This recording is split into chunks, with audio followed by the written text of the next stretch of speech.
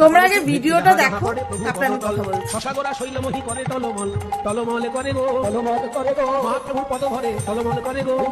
আমি অপরাজিতাকে নিয়ে ভিডিও করেছিলাম দেখে কয়েকজন ওর চামচা কয়েকজন এসে আমাকে আমার কমেন্ট বক্সে এসে বলছে তোমার তাতে কি হচ্ছে, পাছা নাচছে প্রধান ছিল, তোমার তাতে কি হচ্ছে? আমার কোনো কিছু না, তোমাদেরকে চোখে নেবা হয়েছে। দেখো একটা মহাপ্রভুর গানে ও নৃত্য করতেছে রাস্তার মধ্যে, পদ নাচাচ্ছে, লজ্জা শরম তো ওর কিছু নাই, তোমাদেরও নাই। তোমরা তো হচ্ছে ওর চামচা, ওর পাছা নাচে, ওরা পাছা নাচাচ্ছে, তুমি এসে পাছা নাচানো দেখছো, তোমার চামচা, বুঝতে পারছো? মহাপ্রভুর গানে কি ওরকম নৃত্য করে?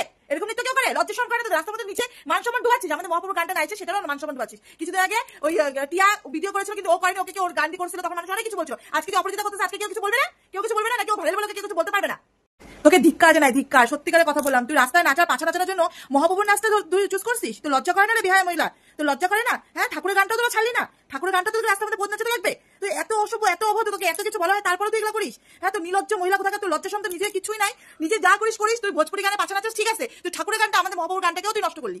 আবার তোর কিছু কিছু চামচা আসি বলবে তোমার তাতে কি হয়েছে, আমার অনেক কিছু, আমার অনেক কিছু। তোমরা বলতে না পারো কিন্তু আমাকে তো বলতে হবে, আমি বলবোই বলবোই।